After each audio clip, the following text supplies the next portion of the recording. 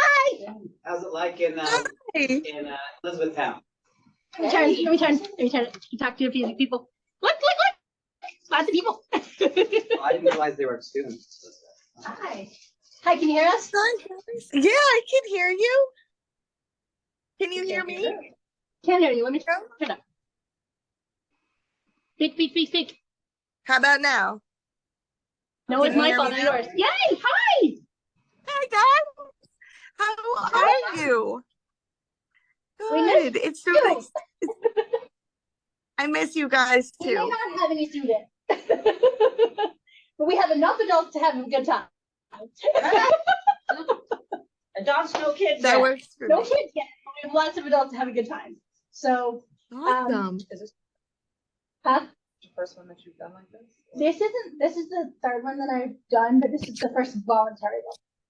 Because the rest of them were, well, Miss Busby was on staff when I had my first one in 2001 or 2021. And then we did one last year, and we had them during 7th and 8th grade periods, so the kids were part of it, and they had to be there. So this is our first voluntary one. Understood. So the way we're gonna run it is that we're gonna run it as if there's kids here. So, is that cool with everybody? Yeah. Awesome. So, Megan, we're gonna run this as if there's kids here. If they show up, great. If they don't, that's okay. I think the first thing to do is kind of introduce ourselves to each other and give your bio if you have one. I did send your picture to the kiddos to let them know who you were. I did the same thing for you, Aisha, and I did the same thing for who's not here. But let's have everybody introduce themselves. And we'll go from there. And then I have Miss Dora is going to read from the beautiful big poetry book. Mr. Queen's gonna pick his own, and I think Mr. McKechnie's gonna, kind of do his own thing. And we got some a poet. Are you a poet laureate? No. Okay. We have a professional poet, and of course we have our brand new teacher back there, Miss Reyes. Ms. Reyes, who just took over for our 3rd and 4th graders, right? Yes. Yep. So, Hi. everybody introduce Hi. How are you doing? It's nice to see you. Doing good. Not so good with Good. technology, but we're getting there. You know how I am. One thing at a time. One thing One at thing a at a time. time is right. How's Elizabethtown? I pinch myself daily. Like, Oh, It's nice. That's awesome. it's fantastic. Good. Principaling is busy, but Yeah. it's really good. And I'm starting to, have relationships with kids and teachers, and I'm learning a Nice. lot. Yeah, so Good. yeah, no complaints. Yeah. How's What's it yours? like to be the boss lady? What's it feel like to be the boss lady now? What do I do as the boss lady? But how does it feel? How does it feel like to be the boss? What does it feel like Oh. to be the boss lady now? Weird. You're on the other side of the And I have net. yeah, like the dark side, right? No, and I have like a really nice office. And I'm doing like walkthroughs, and yeah, it's not that different than all of the stuff that we do in York. It's just a fresh start. So it's Yeah. a really cool opportunity. I'm learning a ton, but also to keep my mouth shut. So, that's the hardest lesson for me. So are you at your school right now? Yeah. All right. Yeah. Awesome. Yeah. Awesome. So who am I and all that stuff? Yeah, so I'm Megan Busby. I was at Cyber a few years ago as a K-2 teacher with Vicky Fluck, and ended up getting my admin cert, and now I am assistant principal at Elizabethtown Area High School. And I'm in charge of 9th and 10th grade here. Awesome. And what is your connection to poetry? Why are you like poetry fan, fanatic like the rest of us? I got into poetry as a teenager, and I used to read and write, but it's been a lot of years since I wrote. So I was just excited to hear what what some other people brought up, and maybe, get some ideas for things that we could do here. So that's, Awesome. Do you still write? nope. Nope, I write term papers. Are you gonna read something for us tonight? I can, if you would like. Yes, we do. We would love it. Yes, please. All right. It's all about the Well performance. then, I don't know about that.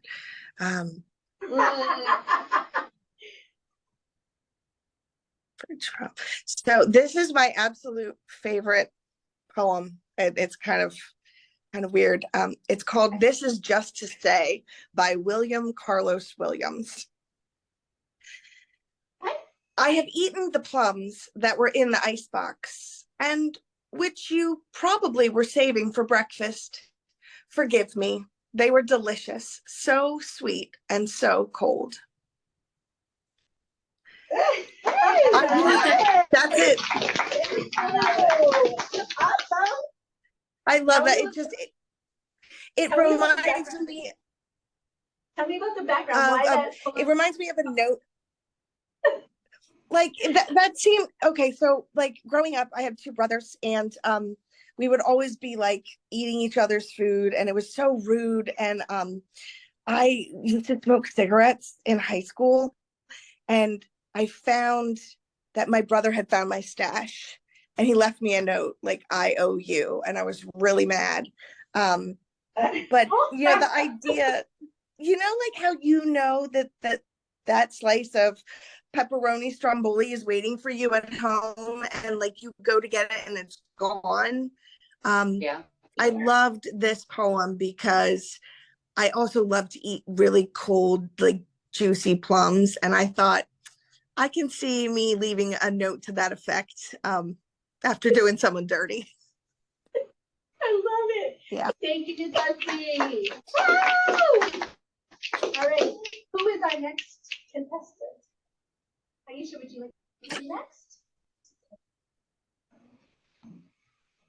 So tell us your name. So my name is- and all the good stuff. My name is Aikisha, or you can call me Key. Some people call me Linus. Can you hear me? I speak really low. She on can the hear, mic. okay. And or some people call me B40. So as of right now, I'm doing nothing. I'm on a little hiatus. But before that, I don't know if you've ever been to like the King's Courtyard, which is an art gallery. It's a collective, but the head of it is Heather stepped down. I ran it for about 2 years, so I gave her. And I learned so much by doing it. Coming to people, you get all types of people. People of all different types of walks of life. And one thing that I noticed in the world of artistry is that mental health is a big stigma. And I say stigma because, a lot of beauty, you can't know beauty if you don't know. And like, you can't know light if you don't know dark. You have no contrast.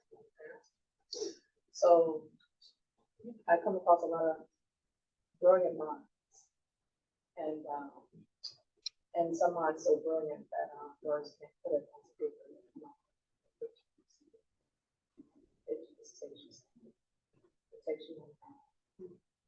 And so it's very important to me that arts and mental health awareness are always intertwined and connected. Because sometimes the people that we respect the less are artists, and a lot of times the artists are the revolution. A lot of times when you look through that history, it's the art that you look at that signifies what you know. Before, a lot of times there was Virgin, it was art and dance, it was art and dance. But I never really know what to say.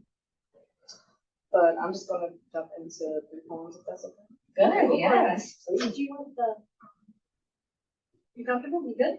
I'm comfortable. It's just us. So. Yeah. Okay, no problem. I want to kind of keep it light. You don't have to, I mean, you can show whatever your guts on. Fine. Some of our kids, when we talk about a few minutes ago about the stigma of mental health, a lot of our students, especially high school, they struggle with that. Yes. A lot of our students are here because they struggle with that. They can't. Anxiety or mental health issues are their barrier to go to a building or that kind of thing. They come here because it's the same place. From whatever the world is scaring them. So we are more than happy to let you have this work or whatever done there. It's okay. It's okay. You can speak as you need to. I was gonna say, I really respect that. Because I also say that, you know, when people talk about mental health and they give them names, but they're really just trauma. Trauma. Yes. And a lot of times, it's like if you look at it a lot of times on health issues, that all these symptoms, but the problem is really the information. Right. We have all these symptoms, and everyone has the symptoms to address, because nobody wants to go that deep. And then on top of it, there's legal proceedings like that. So it's hard to make these kids where they are. The kids need to know that it's okay. That it's okay to go a little deeper. That's one of the things why we do this type of thing. We want them to know that literature is an outlet, that writing is an outlet, poetry is an outlet.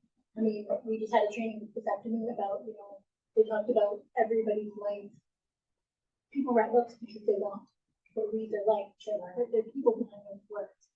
And that's what we wanted to kind of impress upon our kids is that, you know, it's okay to speak your heart. It's okay to say what you need to say. And sometimes poetry is the best one to do that. We want to get them past that. It has to rhyme. It has to be perfect.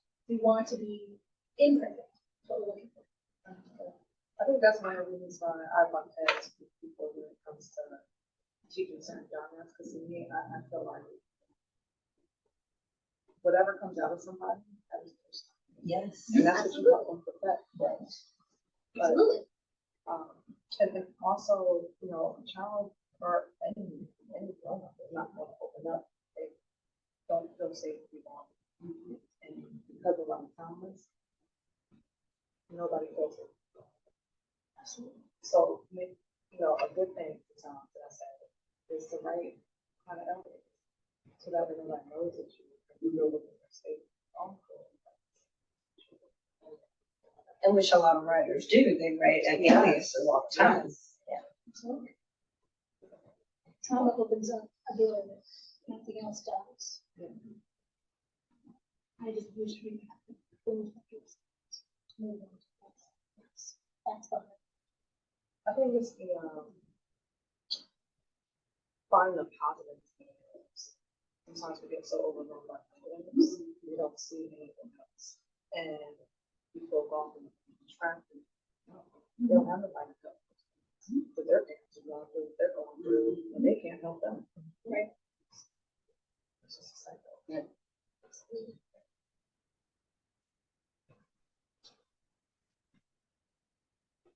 American. I'm sorry. I chose this one real quick. I just chose it just now. Oh, that's okay. Because it's still February. It is. It's not. It's all good. It's all good.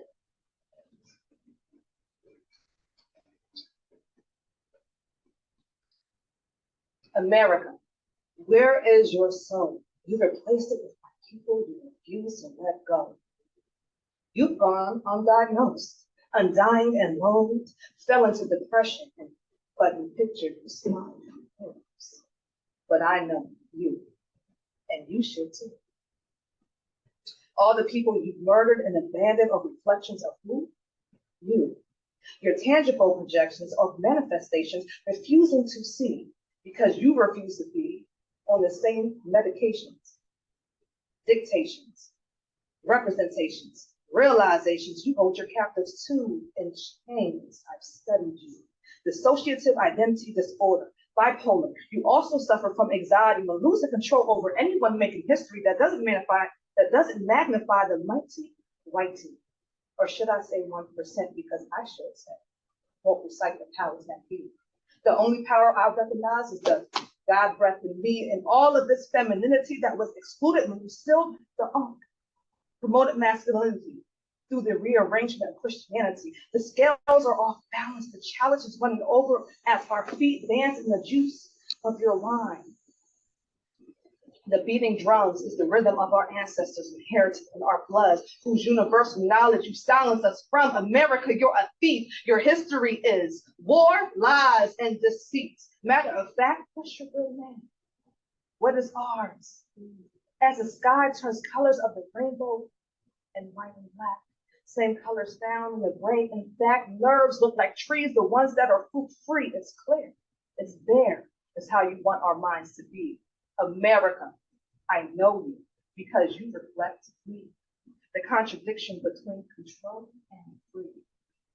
But you don't know who to be between your split personalities. DID, dissociative identity disorder, depression, anxiety, and PTSD. America suffers from all of these. I'm so sorry, I have not read that in a long time. No.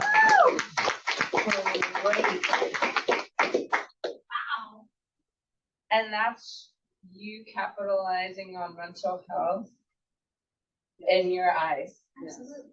That's amazing. America is a very narcissistic country. Now, when did you write that? Yes. I can't remember. I know it was maybe like 2016. I think I wrote it and put it away, and I brought it back out around the protest thing. Like that. Right. I thought you read it, you just picked one that you liked, but I know that you heard it. Yes. Yes.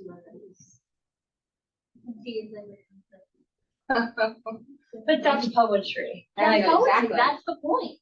Right. You can see your hopes, your dreams, your frustration. That in 2016, there was a lot of stuff going on. Yeah. You can see that coming through with that little background. Man, Yeah, I kind of look at everything from all sides too, because growing up I was part of the white people family, and before we poetic liners, that was my poetry, because I'm the only one that came out of it. And I forget the scientist's name, but he did an experiment with purple flowers, and I think it was a fifth or sixth flower, or it's And then purple. so You're awesome. Yeah. But, yeah. Same thing with You're right. So if I could be so low, how old are you now? 37, You graduated with 2004. Did you start writing in middle school? Actually, yes, it was a teacher when I was in 8th grade, and Miss Vicky, and that's good. I remember. so that's what sparked She my was love good. of writing. Yeah. See, but I feel like now students shun away from poetry because they feel like they have to write about it, write. And a lot of times it's not about writing, it's the expression of just orally, like, so for me, my kids, oh, I can't do poetry. Yes, you can. Poetry's right here, it's just putting it down on paper, recording it, or, getting their thoughts out. And that's where I feel a lot of, there's pressure. because they want to say it, but then it's like, oh, I can't write it. No, just say it, speak it. Like, that's poetry. One thing I learned is that kids will say, "Oh, I can't before," or "I don't like even before." So you try to think of the question, and sometimes it's just a shift of it. To get them up and say, "Huh, you know what?" The realization is that I never did try to. I always enjoyed. Oh, I'm sorry. I Go thought- ahead. I always enjoyed helping kids to view the lyrics of songs that they love as poetry, Mhm. and help them see that you're right. Poetry doesn't need to just be written down. It can be rhymes. It can be feelings that are performed, and they respond really well to that. Concerned about the form, when they should be concerned about the expression. So the kids always get stuck in the form. Like, I can't write, I have an antenna, I can't write, ABC, I can't write couplet, I can't write. Express yourself in whatever way you want to. My soon to be 15-year-old daughter had read Iambic pentameter, Shakespearean sonnet. It stuck her for a week. And I said, what is wrong? She said, I can't put this in the form that they want. I said, then don't. Pick what she's written her own stuff before. I'm like, take your stuff and make it fit what you need it to fit, rather than have you just go through and say, it's gotta be 15 lines, it's gotta be 14 lines. You can take your own stuff, just make the breaks different. That matches up. And she's like, you're right, I can't. So she produced a really awesome poem that she was able to make fit into the box. But the problem was the box didn't fit her. So that's the whole thing. When we teach forms and we teach that it has to be a specific way, we're neglecting the type of thing that you're talking about. When they're not speaking of their brain. I think I really wish the school system, well, because the system the way it is, it's designed because it's designed as workers, not individuals. So that's why a lot of times you see the music and the arts first, because that's visual. But I just really wish the system would incorporate like the John Holland Meyer, for instance, and just have the kids take it, because and then just perfect, and then send them to the trade school. I feel like schools should be trade schools. Elementary should be incorporated with status. Show them a skill that they can do when they are out of school and they're ready to, be productive citizens. Yes, I agree. Show them the next step. Yeah. What happens when you graduate middle school? What happens next? What happens when you graduate high school? What happens next? We have like this whole structured program of, you're right, but they don't see it in real life. They don't see what happens when you move to the next step. I mean, that's necessary. She's absolutely correct. You're right about the trade school type of thing. I mean, we are, in the United States in general, our expectation of children and what they're capable of is here. I mean, to be here. And I mean, what are we teaching you math and science? No offense, Mr. McKagan. What are we teaching math and science for? Why am I learning super biology, super chemistry? When am I going to use this in my life? But they are, because it's not just going to be book knowledge. They have to have that next step. Right. And I think it's because we're not showing what. Because if we were taught in a way to say learn how to survive science and math has everything to do with what we are made of, what everything around us is made of. And we're so disconnected from everything that's around us. I noticed that a lot of kids struggle with math. They don't see the correlation. I agree, Yeah. actually. The humanities are far more complex and more important than what I teach. But again, it doesn't have to be that way. Right. The curriculum that I am supposed to follow is worthless. I bet. Disgustingly worthless. I bet. We're sorry, Busby. That's yeah, I'm sorry. That's the whole. She's a curriculum developer, right? Not here anymore. Don't worry, I'll edit this out of YouTube. And it's designed to be that way. Because again, it's I try to go back and I look at when things start to change. And when things changed was when,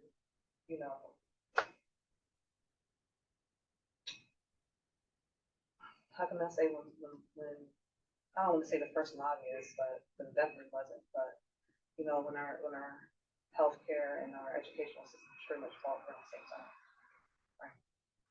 And so the goal changed, and the goal changed from it being actual educational to be applied out there in the world, to be applied out there for individual, for the individual to remain the individual they are. it was designed to break them or break us out of that, make us absorb it, make us conform. So that's why when kids can't conform because they're too hyper, oh, they have ADHD. No, kids we are energy.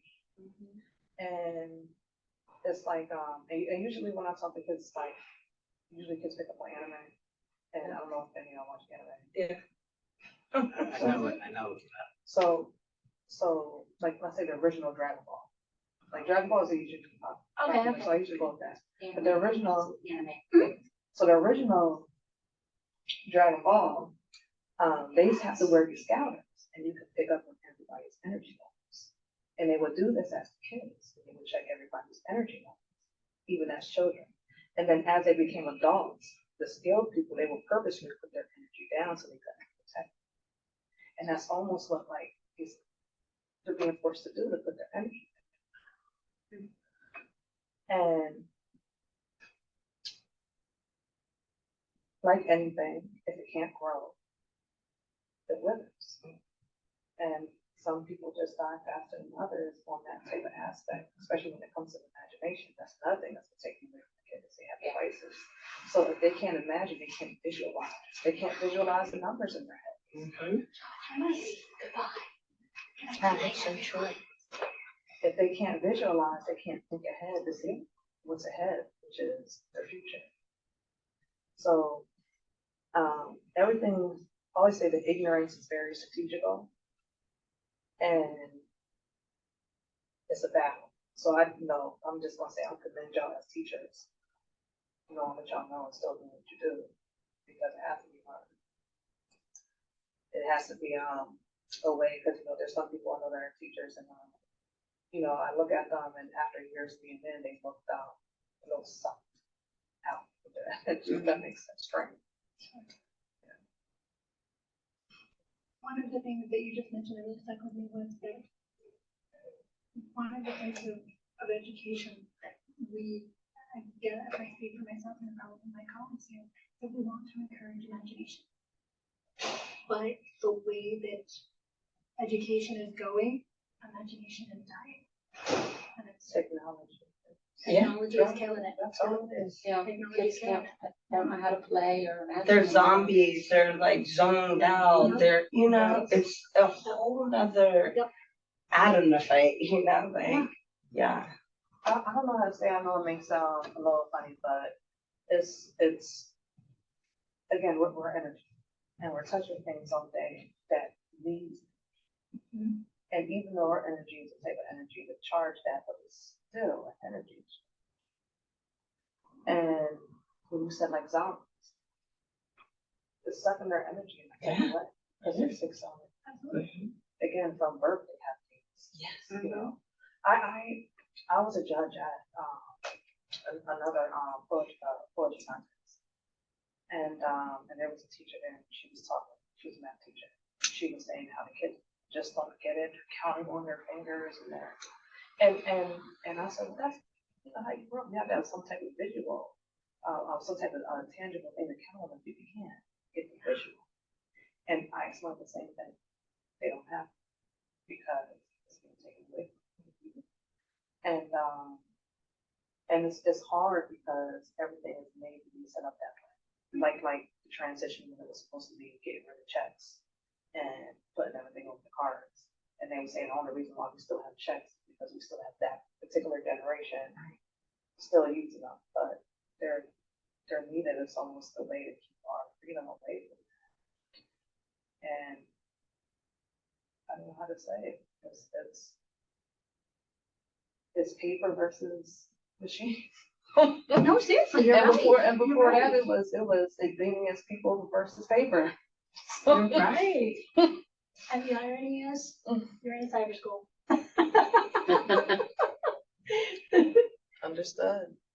I don't know really how the ramifications of how cyber school operates, other than I guess they wouldn't have to physically be in the building. Right. Sometimes they come here to help, but yes, they don't have to physically be here. We all teach via Zoom. That's pretty dope. So the kids, like, if they just need extra help, they can come in. They can come in the building, or they can go on Zoom and get one-to-one services. Wow. That's really No, because some kids need that. That's some what it is too, because it's the distractions, because a lot of kids have anxiety, situational anxiety, autism, they're overstimulated, and And recently, well, maybe not recently, but I've noticed it recently, we're getting a lot of the homeless population. They're transient, they're moving, and they come to us. This is all they have. Yeah, absolutely. Yeah. Or we get a lot of people who have tried other programs that have not worked for them. The adult children, the high schoolers that we're getting, 17, 18, 19-year-old kids, they need a couple credits to be able to move on to their next phase of life. So we're there to stop to do it. But they don't want the physical interaction. They don't want to be in person here with us when they have a problem. They don't, they want to just do it on their own with a little bit of scaffolding and background. That's pretty much what they want.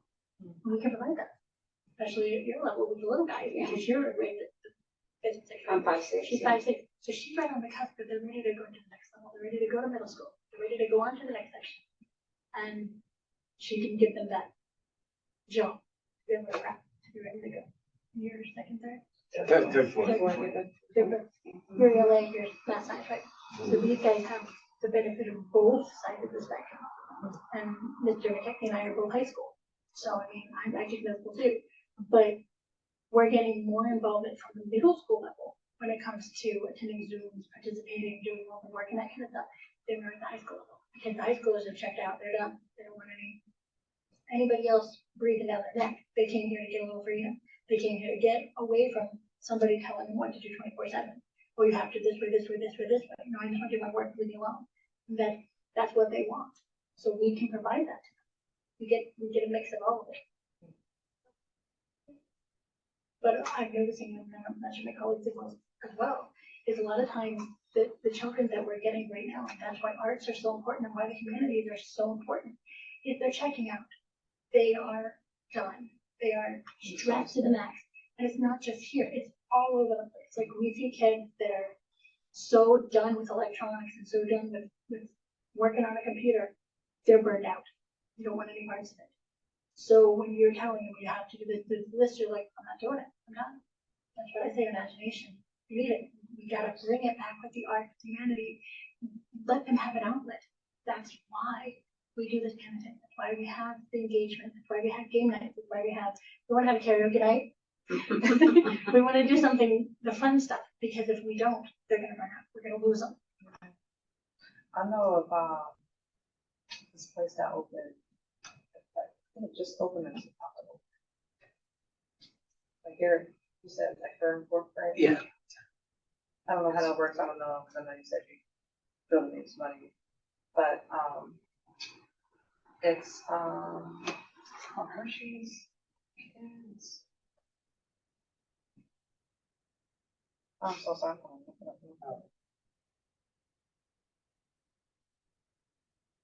What are your thoughts on this, Busby? I see you nodding and over there. What do you think of all this? Yeah? I think you're right, that we are relying on technology and in a way that burns kids out. Yeah. It's funny to hear them request pencil and paper. Yeah. Right? But you know, that's happening in E-Town too. So it's interesting to see that the same problems are happening in multiple places. So I think what we have to do is think strategically about the best tool for the job, because Zooms aren't always the best. And you're right, if we don't feed that social emotional side, then they are going to burn out, because we're not even counting all of the time that they're spending on electronics and social media. So it's a lot more than the CDC recommends for screen time for developing brain. Guys are really inspirational. So it's called Hershey's Kids, Hershey Children Museum. Oh yeah. And I've seen it. I've been in it. And when everything's so been put together.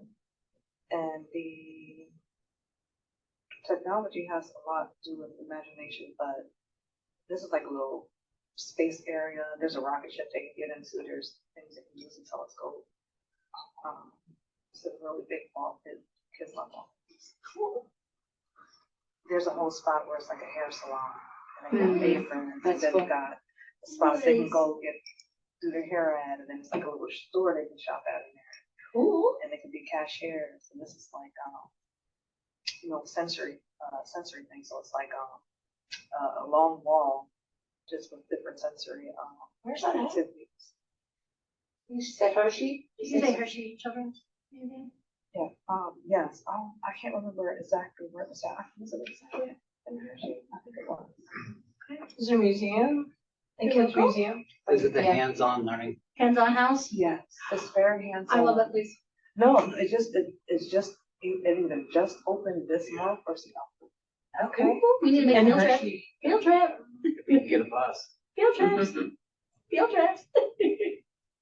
But it's a really nice place. They even have a little room in there for women with nursing. Okay. Oh, wow, that's really inclusive. That sounds like a hands-on house in Lincoln. Just a little Make actual sure there's something like that.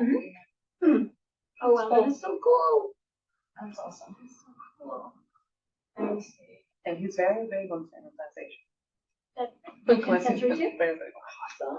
Hershey is. Awesome. No, so this is actually somebody who works somewhere, it might have been there, and he has some concerns about certain things. And, certain, it came to be a problem, and he took his money, and this is his project, and, I'm wishing him all the best. That's awesome. That's awesome. Yeah.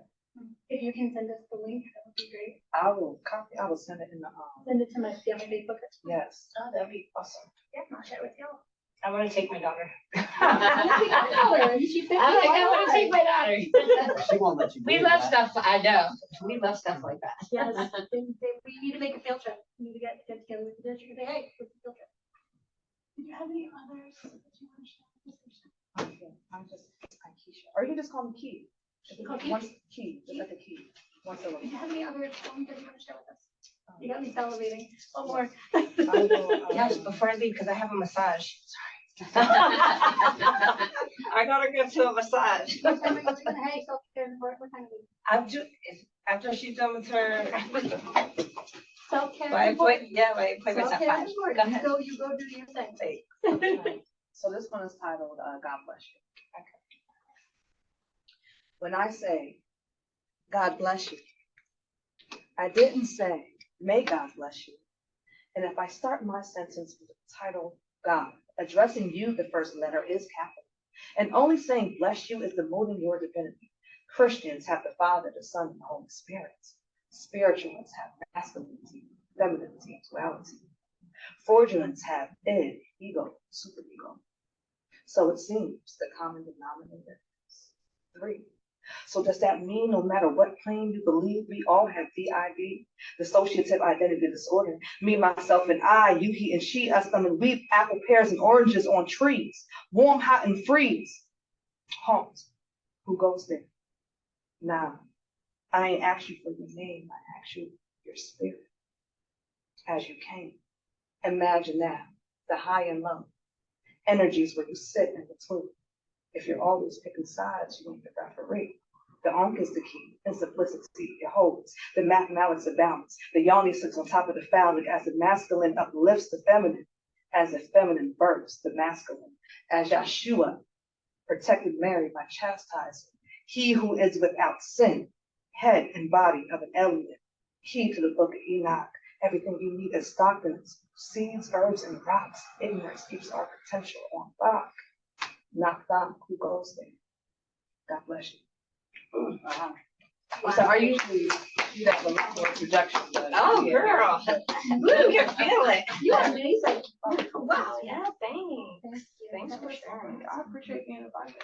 Thank you for coming. I wish the kids could have showed up. They will watch this video tomorrow in my 8th grade class. I promise you that. Okay. I do have something for you. Good vibes, kids.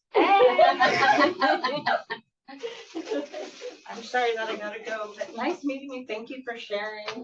Thank you for sharing this with us. Oh my gosh, you guys are like amazing. I might want to use you in the future, maybe. I'm gonna get your information from this Yes. Morning please. Star. That would be awesome. Definitely. Because I teach poetry and class and stuff like that, so I think that would be great for. I'm gonna send, I will do a field trip up there. I'm gonna send, all the links that she sent to you guys. I'm also gonna send this video to every class so y'all can share it with the kids. Awesome, sounds good. Thanks for coming. Be safe. Good to see you, man. If you don't mind, here you go, my darling. It's a Starbucks gift card. If you're cool with that? You don't have to give me anything, but I appreciate it. Thank you for coming. We're very happy that you came and hung out with us. I am very happy to be here.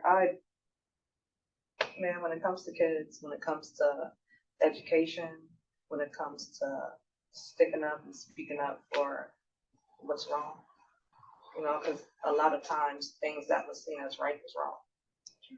And until those things got replaced, but to Absolutely. And that line, not so big.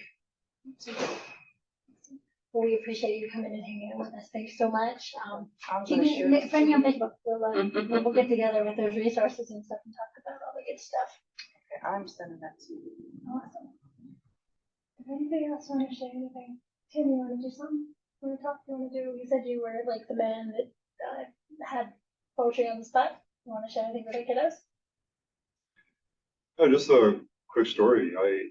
I went through the teaching program at Lebanon Valley College and gave a lesson to my fellow teacher students that involved giving each one of them a poem to recite. And it really worked out. They gave me a standing ovation. All right. Nice. Because, well, I let them speak the poem, and it was carefully chosen for them. Wow, that's amazing. That's cool. That's awesome. Did you want to share anything poetry-wise, or did you want to read anything, or you want to perform anything for us today? I'd have to look it up. How about, do you have something? I didn't have something offhand. I was still looking at things, but nothing really jumped out at me. There's some stuff on, if you go to poetry.org, there's like a lot of good stuff.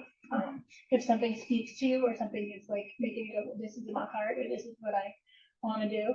I know Miss Dory likes this little cedar tree thing here. Well, she had handed me this book, I love that book. That's like my Climb favorite. Inside a Poem for original poems for children. And this just jumped out at me mainly because of the last line. It's very,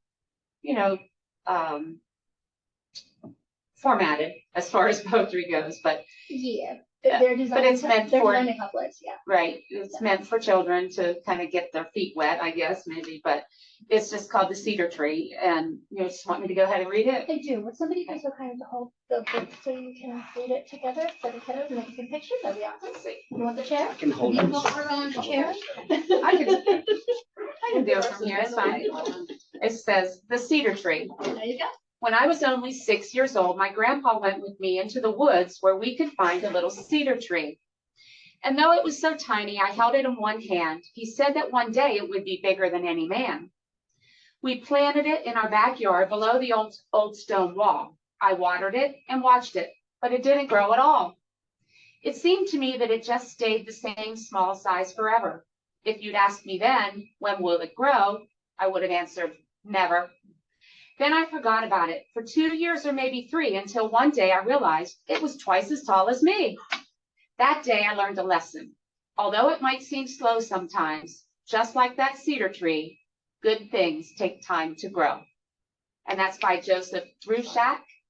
And it does. It takes time to grow good things. They don't happen overnight. And so that's just why I chose that. It just spoke to me. That was sweet. I love that poem. It's actually it kind of reminds me of the carrot. You ever heard the carrot seed? Yes. Not gonna grow. It's not Yes, gonna grow. not And gonna then grow. eventually they pull out this huge carrot. I love that. I love that poem. I like that one, and the other one I like is I think it's called Skylit. It's the last one in the book. Okay. This book was gifted to me a couple of years ago by a teacher who's no longer a teacher, and I actually first week of class read it to our 7th and 8th graders. They were enthralled by it because it just has cool stuff in it. Right. I mean, it's simple language. It's easy for them to read. It's easy to say. By the way, that's a couplet, friends.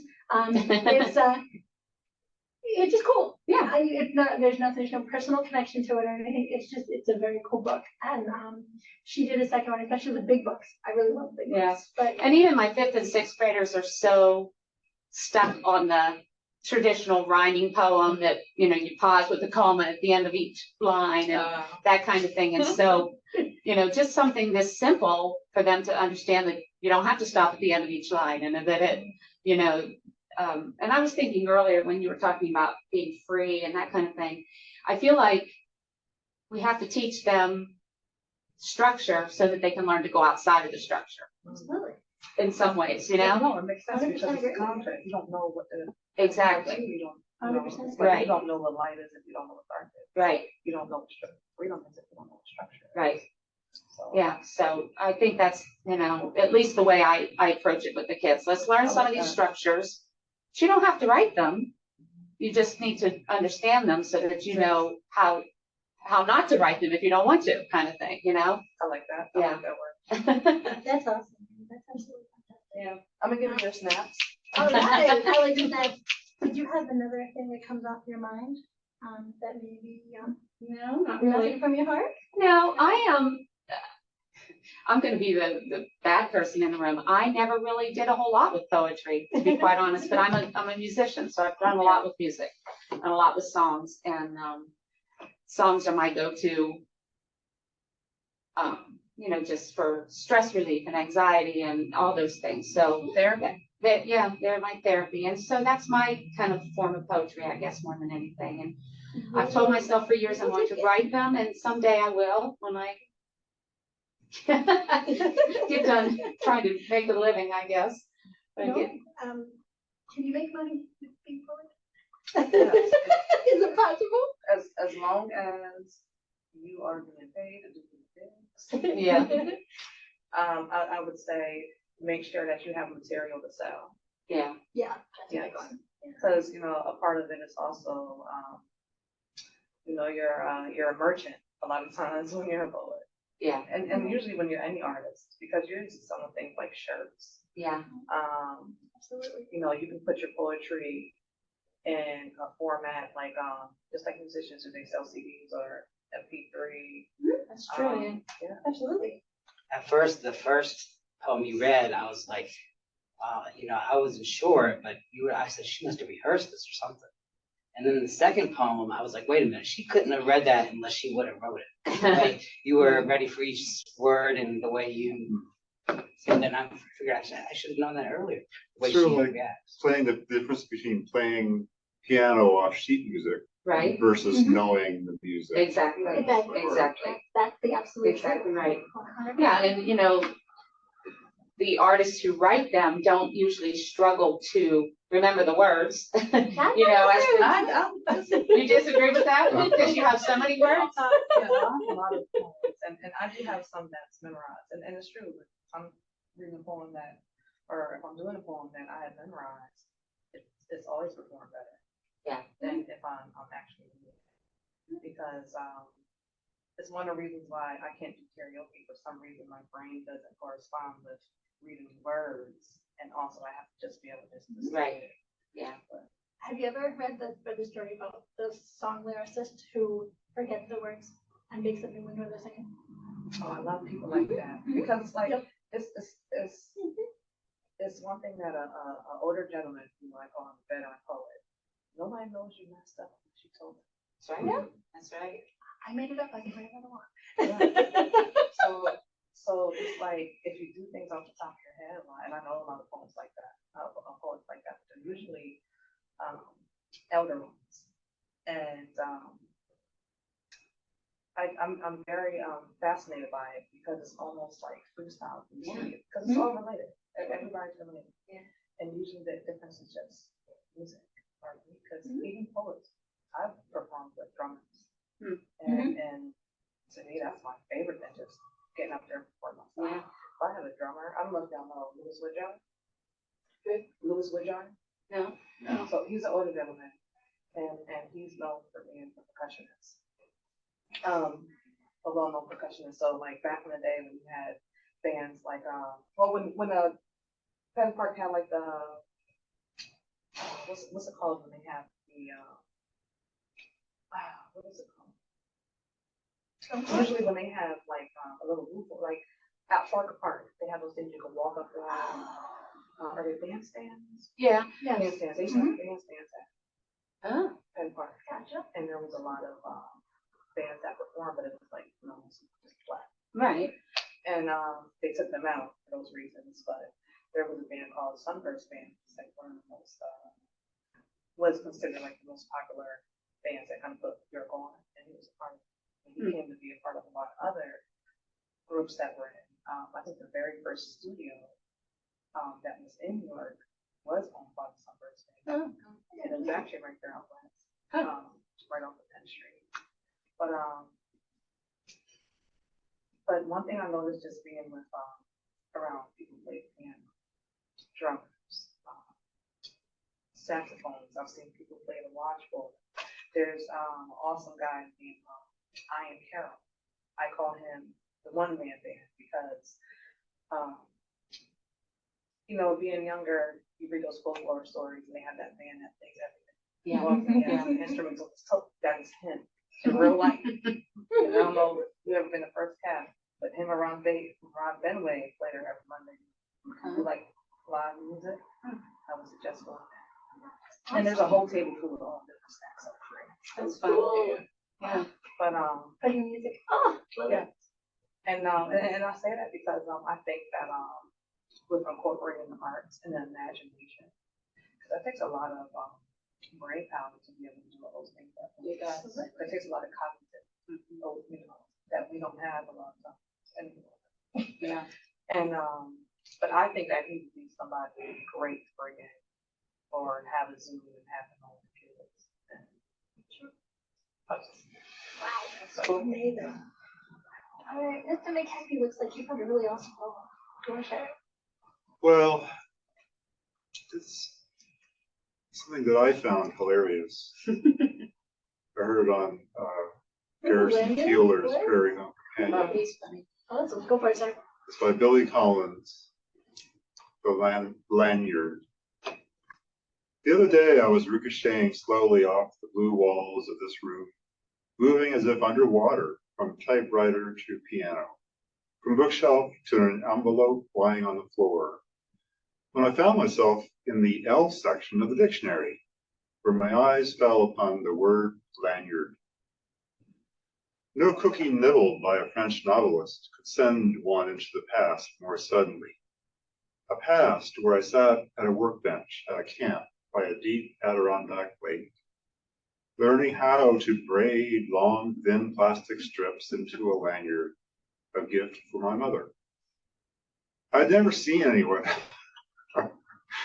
I had never seen anyone use a lanyard or wear one, if that's what you did with it. But that did not keep me from, I'm sorry. No, you're fine. That did not keep me from crossing strand over strand again and again until I had made a boxy red and white lanyard for my mother. She gave me life and milk from her breasts, and I gave her a lanyard. She nursed me in many a sick room, lifted spoons of medicine to my lips, laid cold face cloths on my forehead, and then led me out into the airy light, and taught me to walk and swim, and I, in turn, presented her with a lanyard. Here are thousands of meals. You're doing fine. You're doing fine. Awesome. And here's clothing and a good education. And here's your What's wrong? My favorite point of this one. She gave him life. He gave her a lanyard. That's funny. I love it. Give her a hand. That was awesome. That was awesome. Mr. Queen. Yeah, that you always have felt something weird fun? wearing them. I always debate, should I wear it or not? I I know I feel it, right? I don't wear mine. We bring you. But I remember braiding those lanyards. I can see us doing that as an open activity for one of our classes, having create lanyards. I think they'd enjoy that. Or the friendship Yeah. bracelets. Funny. What do you think? How about the lanyard? Anytime I found myself in a position where I had to wear one for a job, it was always around my waist or something, or tied on my belt, you know. And attach my I phone to just, mine. You bend over, it's in the way, you're caught on something.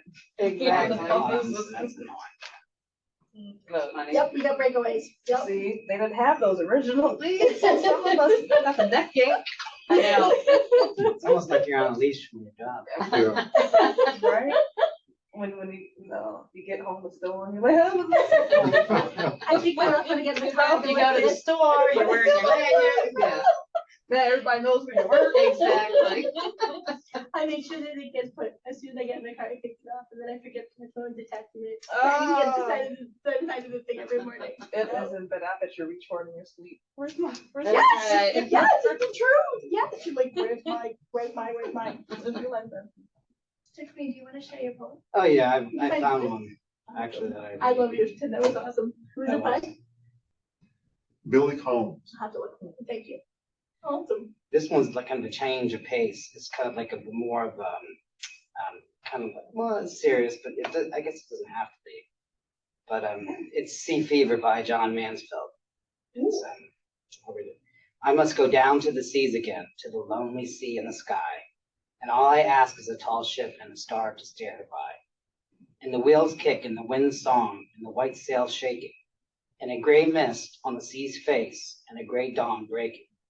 I must go down to the seas again for the call of the running tide. It is a wild call and a clear call that may not be denied.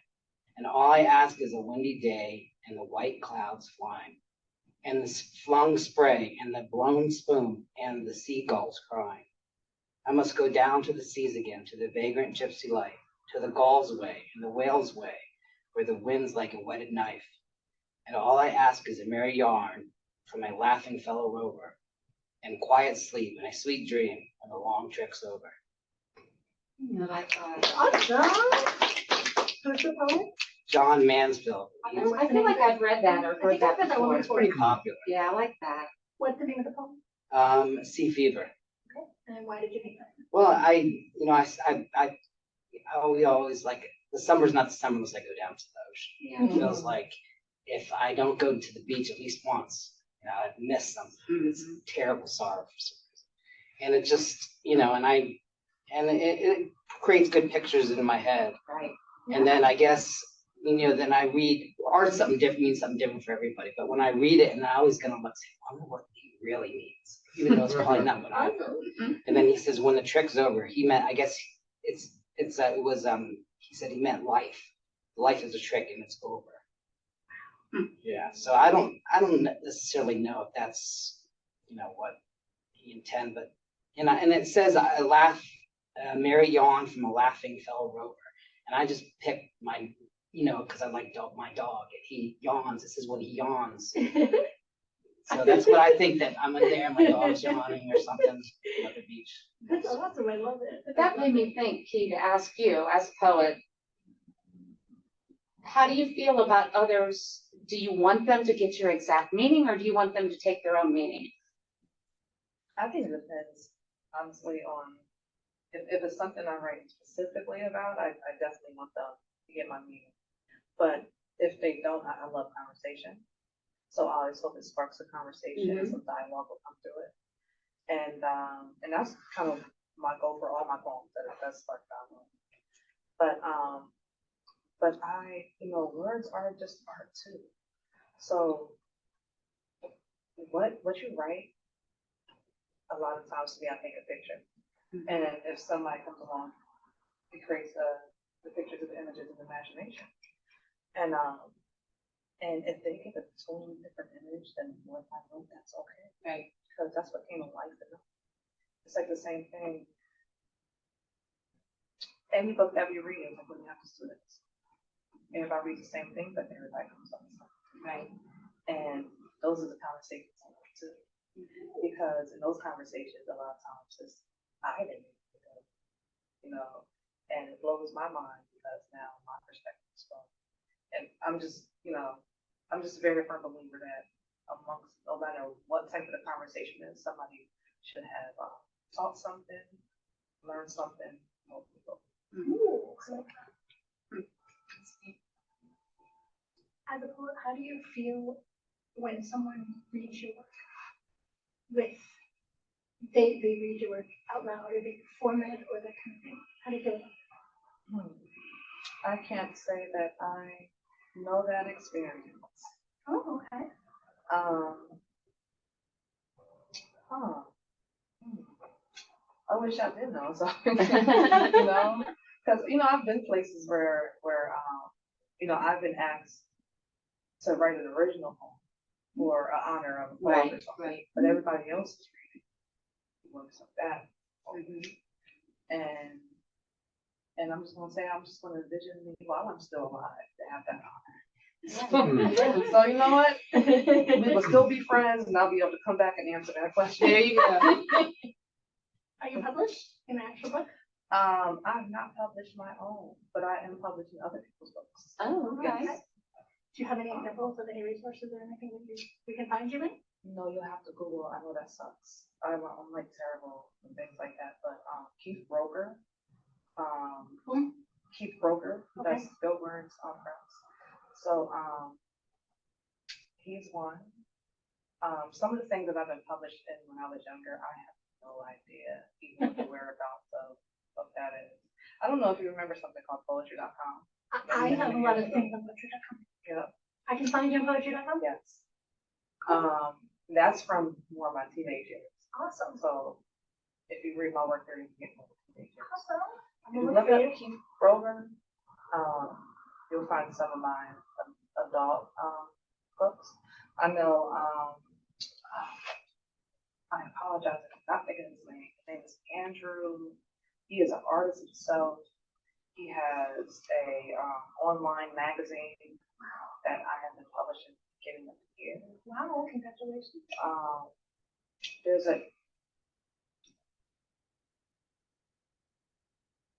anthology book on. Cool. Yeah, I know it was like number one on Amazon for a few weeks. And I so apologize because I don't know the name of that book. That's okay. That's all right. I Well, know. we can Google you and look for you in other places. Say Is this it again. okay with you guys if I share what I wrote? Yeah, it's Okay. good. I actually, a couple years ago, actually published, a poetry book, of my own. Nice. It was one of the most terrifying experiences I've ever gone through, because I didn't want other people to read my stuff. Mm. But I also do the poetry.com and also poetry soup as well. Okay. And, I publish on Facebook a lot, you probably read my stuff. I haven't actually. I'll have to go looking for it. I publish under a pseudonym, so if you ever see Phoenix Rose, that's it, that's me, Phoenix Rose. Phoenix Rose. I'm just gonna put that in a group chat and you'll know why. So. Are you ready? I'm not good at performing, so here we go. Basically messing with my mind. That's, As y'all know. The other thing is that all of my family and friends have been allowed to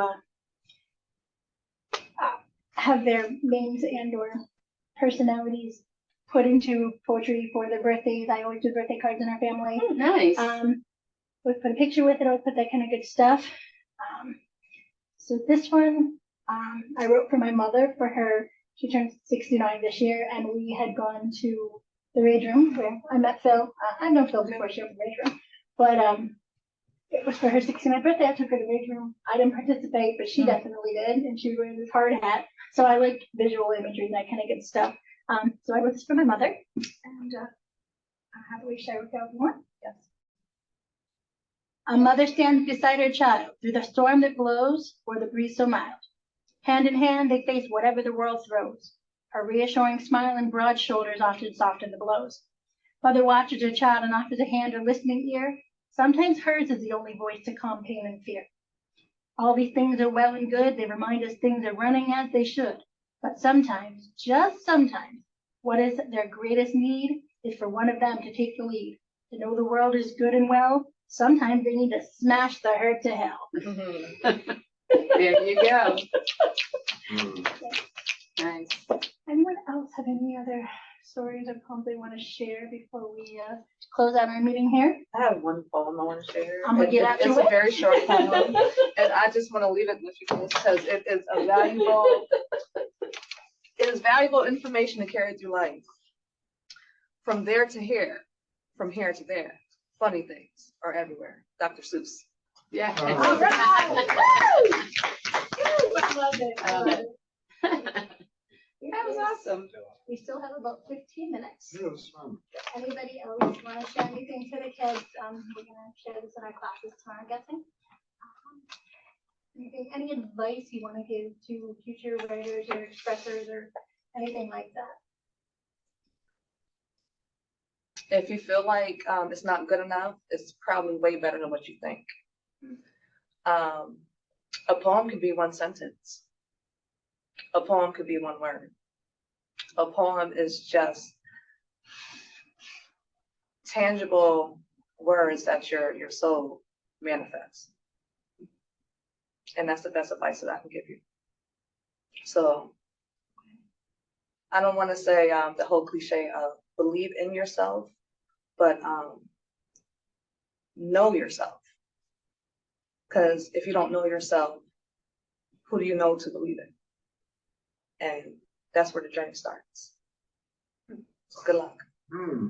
Great advice. Thank you. To thine own self be true, huh? Yes. All right. Yes. Anything else, colleagues? Anything you want to share with our budding writers? As an ELA teacher, anything you wanted to know or? Not off the top of my head. My brain's tired. That's what I want you to know. She's been up since before you was, and she's still here at school. I'm tired.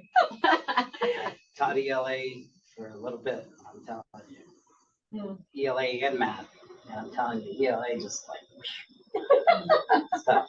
There's just so much. Math requires a different skill set. It does. Yeah, it It does. does.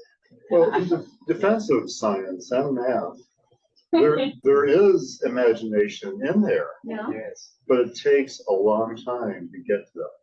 I Logic. mean, it could be incorporated a lot more because what is science about except the unknown? That's true.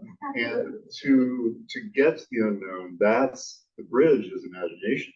True. Absolutely. I mean, that's, So I for love math- that, Mr. McKenzie. Could you say that a little bit louder? Like what you just said about the original recognition. I love that. The point of science is to discover the unknown. Imagination is the bridge that gets you there. Love it. Oh my gosh, I love that. And it's like awesome. That kind of brings it up. Mr. Queen, do you want to No, share I with our can't think future of budding writers and things? budding writers. Just you have to get, I would say that when I learned to write, I just, took a long time to be a halfway decent writer. I wouldn't say a pretty good writer, but it was like a long time. Like in college, I think I became a better writer. Wasn't in high school. Just keep working at it, basically. Absolutely. So- It is. It's fine to be a late bloomer. There is nothing wrong with that. That's right. A writer writes always, right? Right. Okay. Well, Right I'm about gonna- now. I'm gonna close that No, meeting. sorry. It's 5:15. I'm gonna close it out. Thank you all for participating. Can I give yourselves a round of applause? You remember that? The Howard teaching stuff. All right, I'm gonna What close was it, it. roller coaster? I'm gonna close it in 5, 4, 3, 2, 1. A chat message from Miss Busby before she partied out. She said, I'm home and heading to take care of the dogs. Thank you for the invitation. Miss you guys. All right, that's from Busby. And I don't know how to end this meeting. Anyone know how to end this There, right up meeting? in the right-hand corner. Oh, there it is. All right, guys. Thanks, everybody. And we are out.